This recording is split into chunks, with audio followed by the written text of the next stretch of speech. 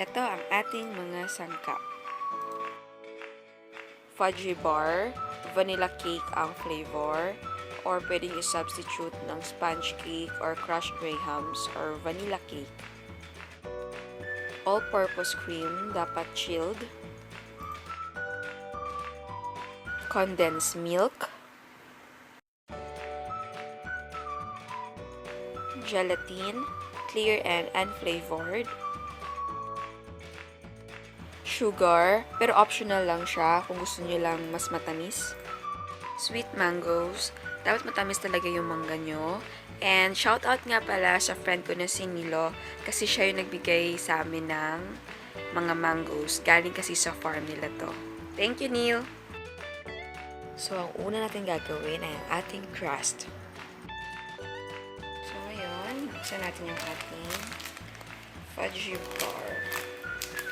Para sa ating first layer, gagamit tayo ng 6 cake bars. Ayan. Tapos tanggalin natin to.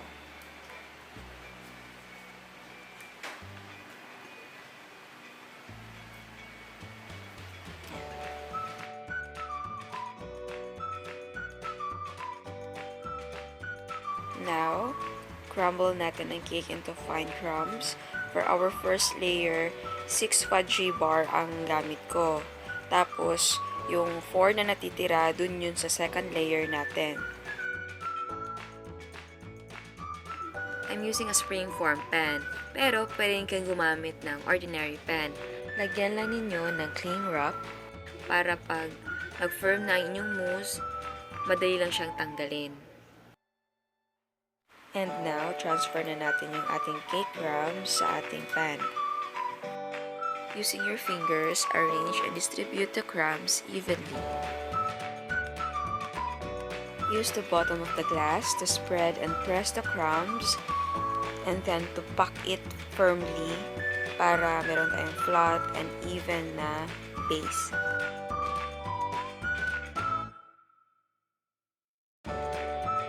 Ngayon, lagay na natin siya sa fridge for 30 minutes para maging firm yung ating base before tayo maglagay ng ating mousse na mixture. And nga pala, for our second layer, gumawa ako ng round na shape para ilagay natin sa ibabaw. Pero mamaya pa. So, yan ang gagamitin natin para ma-shape tayo ng base natin. Yung 4 na natitira nating fudgy bar, ginawa ko na siyang crumbs. So, kagaya ng first layer, i-spread lang natin siya evenly and press it and pack it firmly para sa ating second na layer na base. So, ayan na siya. So, ngayon, lalagay na natin siya sa fridge for 30 minutes also. So, ngayon, gagawin na natin yung ating mousse. So, ngayon, mag-puree na tayo ng ating mangoes. Huwag niyong ubusin lahat, huwag niyong kalimutang magtira para sa toppings.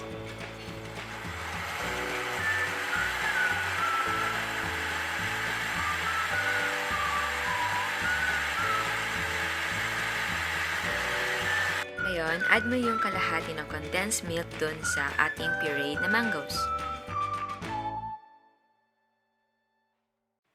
Tapos, mix na natin siya hanggang mahalo yung ating condensed milk at ang ating pureed na mangoes.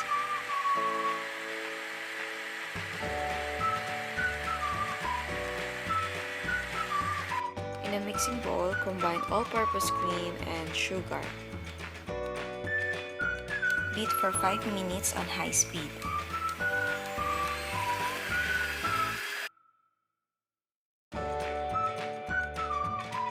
And then, gradually add the remaining condensed milk into our whipped cream.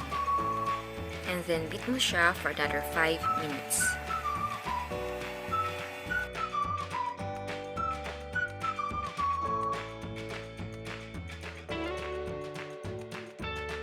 In a separate bowl, nag-combine ako ng whipped cream and pureed na mango. Para ito sa first layer natin and for the cover, yung cream para sa top. And hindi ako nag-measure pag-mix nito. Bali, ineyeball estimate ko lang siya. So, depende yan kung gaano kalaki ang inyong pan or gaano kakapal ang gusto nyo. So, yung mango din ay konti lang ang nilagay ko kasi the rest, dun ko ibubuhos lahat sa second layer. And then, i-fold in mo lang yung inyong pureed mango dun sa whipped cream.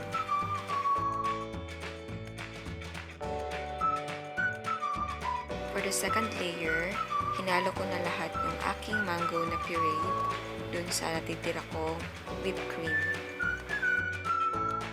And then again, fold in mo lang siya dun sa whipped cream. And then, combine natin yung ating gelatin and 1/4 cup of hot water.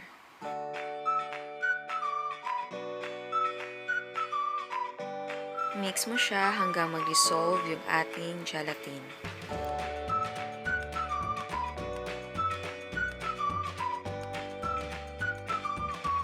Add natin ang 2/3 ng ating dissolved na gelatin sa ating cream mixture para ito sa ating first layer and cover. Mix mo lang siya para makumbine yung ating gelatin sa ating cream. Huwag mo siyang i-overmix. Pour about 1.5 to 2 cups of cream mixture. Yung thickness or yung kapal ng cream ay siguro 1/2 inch from the base. Tapos, spread mo yung mixture evenly.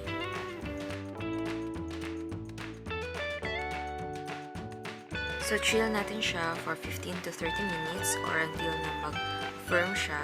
Or pwede nyo ilagay sa freezer just to speed up the chill time, pero wag nyo siyang patigasin. So ngayon, add na natin yung ating natitirang dissolved na gelatin sa ating cream mixture for our second layer. And then, mix lang natin siya para mag-combine siya, pero wag nyo siyang i-overmix. So now, our mousse is already firm. So maglalagay na tayo ng another mixture sa gilid. Now, use a circle-shaped mold or any kind. Like sa akin, ice cream container ang gamit ko, yung maliit.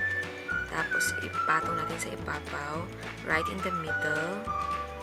Dapat pantay siya. Yan. So, yan. Makikita mo yung mga sides. Pantay yung pagkalagay natin. So, dapat even yung pagkalagay natin. And then, pour cream mixture to the sides. Dapat even yung pagkalagay para mamaya pag-spread, hindi mahirap. At huwag niyong ubusin yung mixture ninyo na cream kasi gagamitin natin yan mamaya sa pag-cover ng ating cake. Spread the mixture evenly para pantay yung sides niya.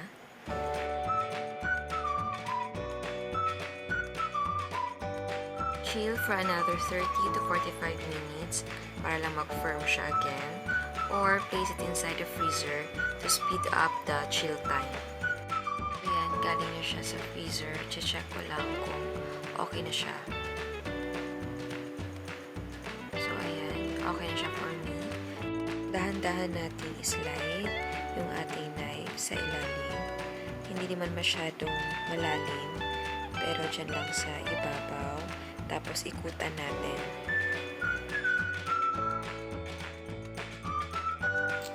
So, ayan. Dapat, ilusan natin siya. Ganyan.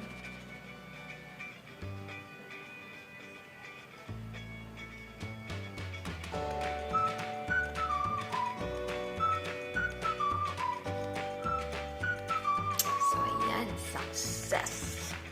So, ngayon, tanggalin na natin yung ating parchment paper from the crust. Tapos, lagay na natin yung ating second layer na crust sa ating hole. And then, gently press the crust into the mousse para pantay yung ating crust dun sa ating molde. Don't worry, malapit na talaga tayo matapos. Alam ko, ang haba-haba ng video na ito. Kasi dapat talaga habaan ko para maraming information ma-share ko. And then pour 1/4 of the cream mixture for our second layer. Tapos, spread mo lang siya evenly.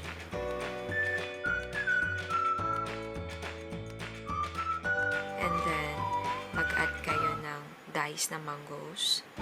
Depende kung gaano karami yung gusto nyo ilagay. And then, add the rest of the mixture to cover the second layer. So, ayan na siya. Na-cover na natin yung ating second layer. So, ngayon, yung natirang cream mixture from the first layer, ilalagay na natin siya sa ibabaw para ma-cover na yung whole cake. Ayan, malapit na tayo matapos. And then again, spread the cream mixture evenly para pantay, para maganda tignan yung surface niya.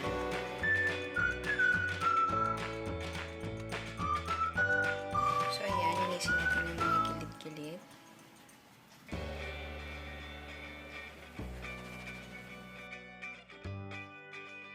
Kung gusto nyo maglagay ng toppings, pwede nyo i-chill for a few minutes to be sure na hindi lulubog ang inyong toppings. Pero kung ayaw nyo naman maglagay, okay lang. Chill nyo na siya overnight or for 12 hours. So, ayan, nilagay ko siya sa chiller sandali. Tapos, pwede ko na siyang lagyan ngayon ng toppings kasi sure na hindi nalulubog yung aking mangoes.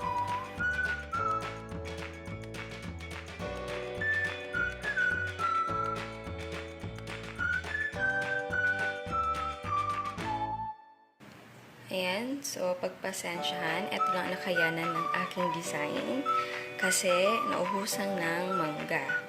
So, ayan lang. Pero kung meron kayong ibang gustong i-toppings, ilagay, okay lang. Kasi wag naman too much, crowd. So, ayan, chill na natin siya. And, chill natin siya overnight. So, ayan, ito yung aking mga leftover na mango mousse. Nilagay ko siya sa tin cans, tapos i-chill ko rin siya. So, ayan, good morning na. Bubuksan na natin yung ating spring form na pan. At huhusgahan na natin siya.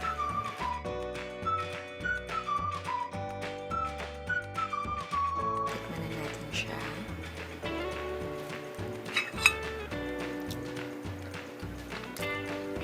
Oh my God.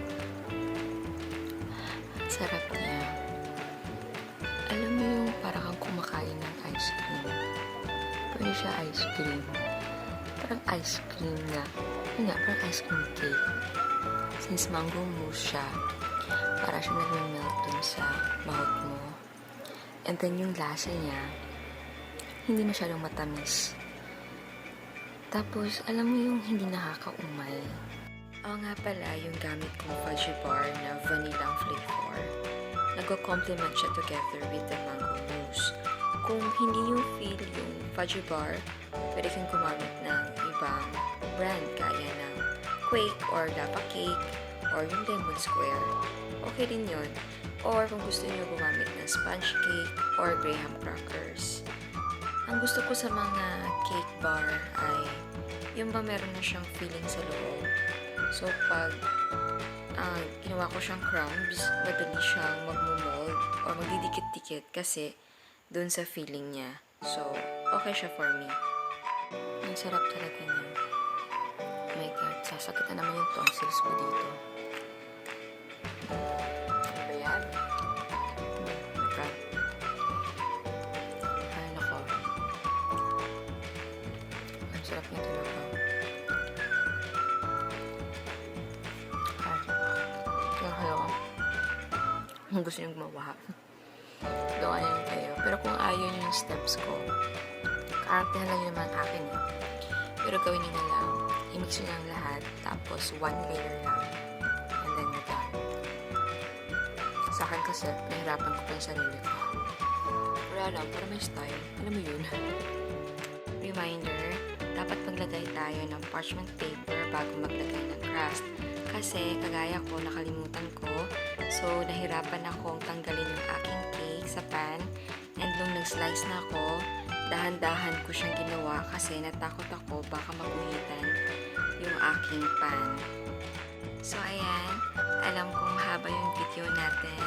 pasensya. Pero sana nag-enjoy kayo and sana meron kayo natutunan. And again, kung hindi nyo gusto na gumawa ng layer, okay lang. Ihalo lang ninyo lahat. And then, i-chill nyo for 12 hours or overnight. And then, you're done. So, thank you for watching. Please subscribe to our YouTube channel, like our Facebook page, and follow us on Instagram. Thank you!